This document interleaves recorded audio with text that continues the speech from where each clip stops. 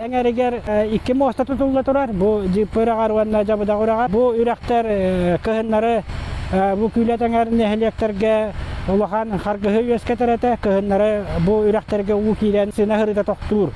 Ол көрдік бұл ұлыз жағалтата бұланынан муниципалны дұрырына фонға үп қатшы көрілген бұланнан мүтілі бара тұра. Жиппа моста тер тұра бұд. Әдірәчік бұд ООО «Сақа спец монтаж 95» тентірілді. Бұл мостаға основной білінгі тұрғынан пролеттар ұрағанлары бара тұра. Бұл моста опсай тұтутын сената 632 миллион болар.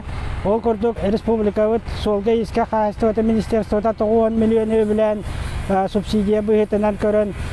Бұл моста тұтутаға қаланна. Ол көрдік ұлу сөттіттен 35 миллион көрілген бұл үлі қағаланна.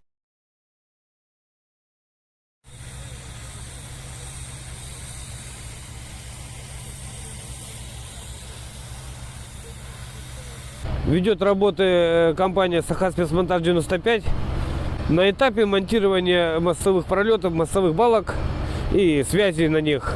Сдача объекта у нас в декабре. Основные работы до конца октября мы закончим и потом оставляем все греться. То есть мы построим здесь греющий как домик. То есть микроклимат создадим под мостом. И он наберет силу до до конца декабря. Сам мостовой пролет 60 метров, то есть 3 пролета по 20 метров.